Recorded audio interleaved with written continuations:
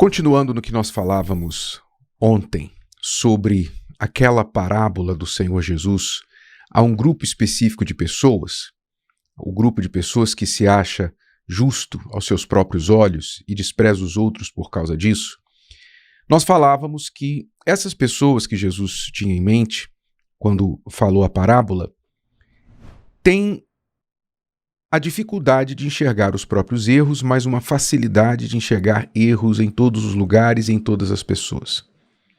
Então, onde elas vão, elas detectam erros, pessoas erradas, problemáticas, e elas querem consertar tudo e todos, mas como elas não conseguem, porque isso é impossível, então elas ficam magoadas com aquelas pessoas e decidem abandonar aquele barco, seja aquele barco um emprego, seja um relacionamento, um casamento, seja a igreja, o que for.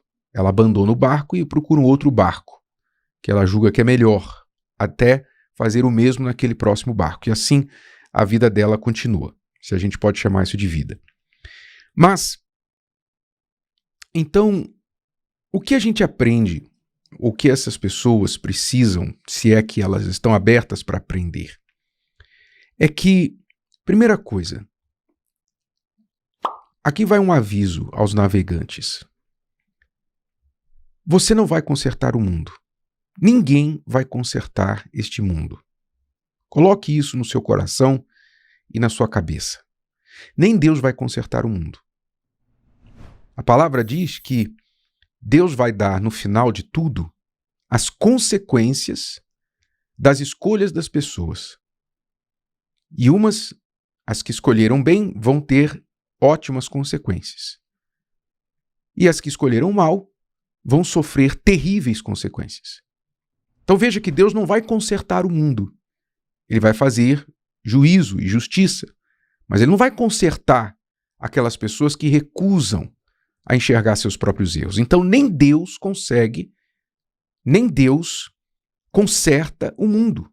Tanto não conserta que o que ele planejou, tem planejado para aqueles que escolhem o bem, escolhem a ele, obedecer a ele, é o que ele chama de novos céus e nova terra. Deus vai começar tudo de novo.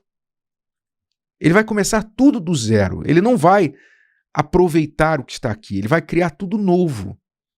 Por quê? Porque a terra está contaminada pelas pessoas que insistem em fazer o mal. Então Deus não vai consertar a terra. Deus não vai consertar as pessoas que não querem conserto. Deus não vai forçar ninguém a mudar. Ele só vai dar consequências às escolhas das pessoas. Ora, mas infelizmente muitas pessoas não entendem isso. E elas acham que elas podem mudar o mundo, consertar o mundo. Que elas vão conseguir consertar o mundo.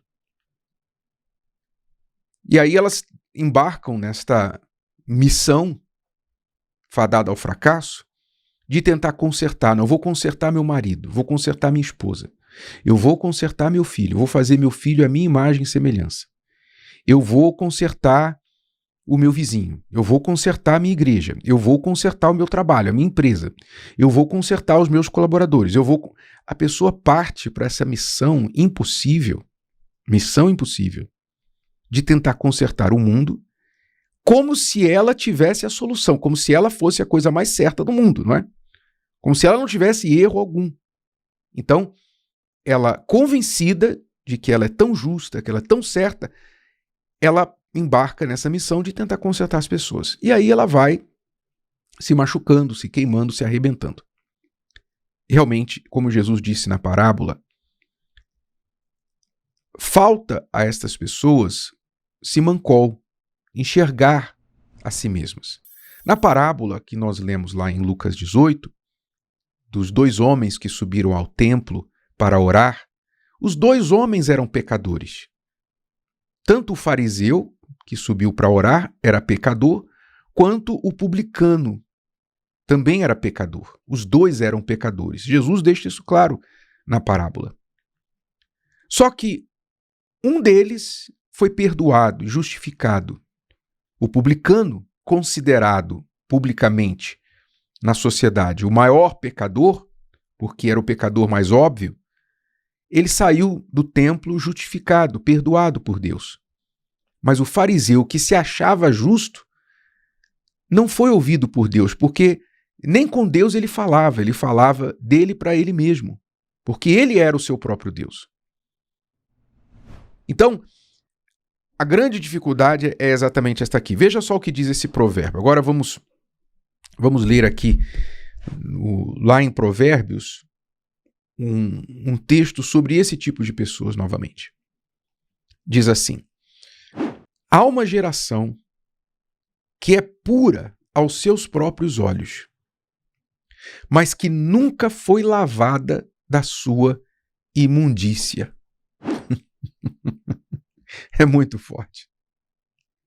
Há uma geração, quer dizer, há pessoas, uma geração inteira ele está falando aqui, não é? Quer dizer, naturalmente ele está se referindo a esse grupo de pessoas que Jesus também se referiu, que é pura aos seus próprios olhos, quer dizer, se acha pura, perfeita.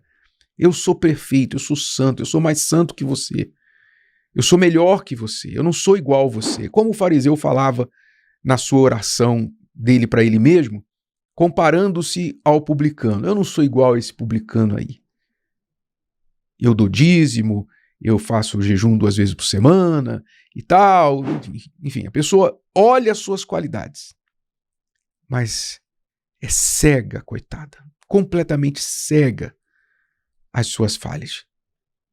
A geração que é pura aos seus próprios olhos, mas que nunca foi lavada da sua imundícia. Ou seja, a pessoa é imunda, está coberta no estrume, coberta na sujeira, mas acha-se pura. Enxerga-se como perfeita. Então,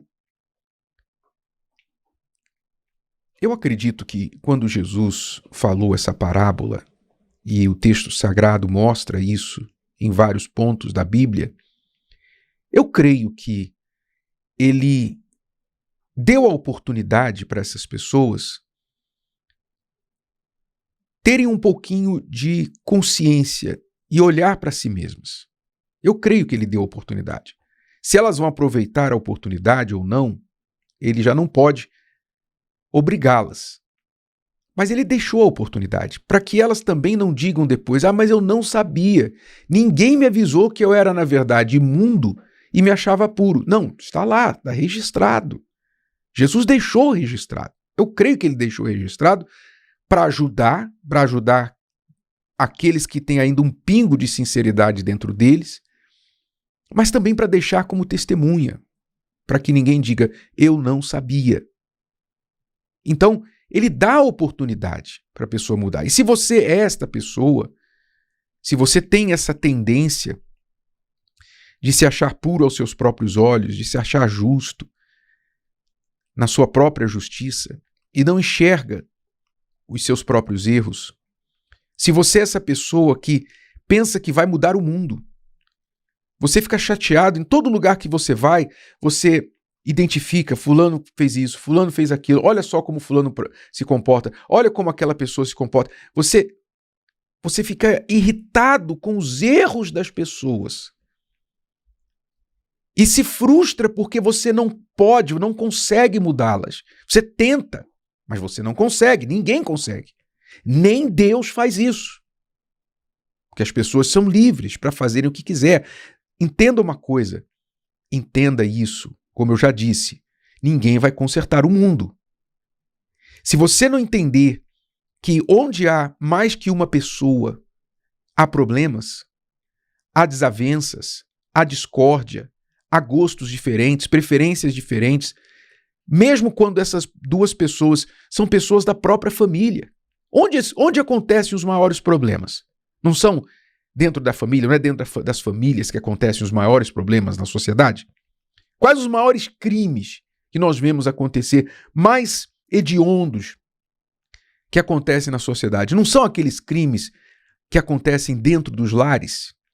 O marido mata a mulher mata o marido, o pai mata o filho mata o pai, e assim por diante? Não é isso que a gente vê? Por quê?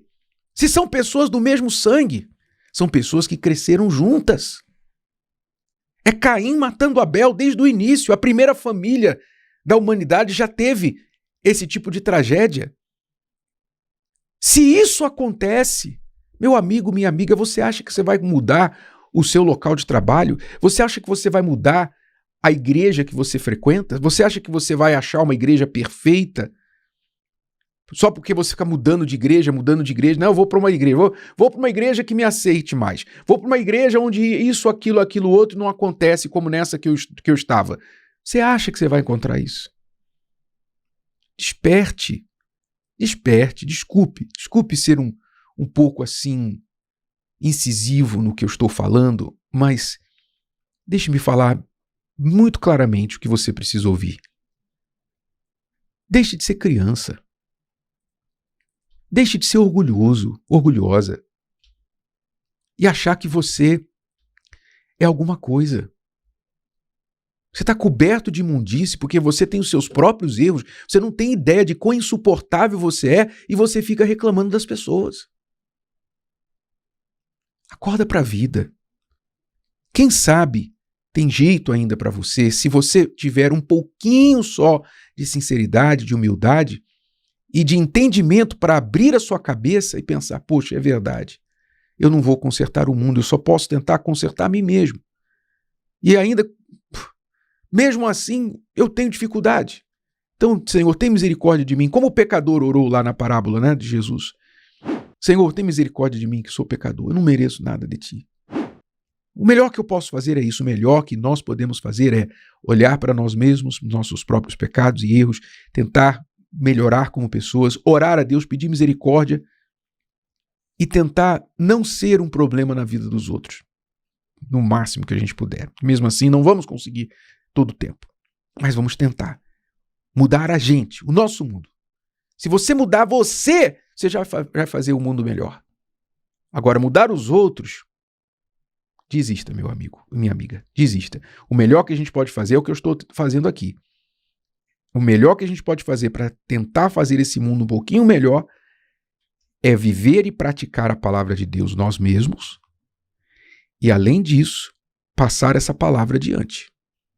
Com exemplo e depois com palavras.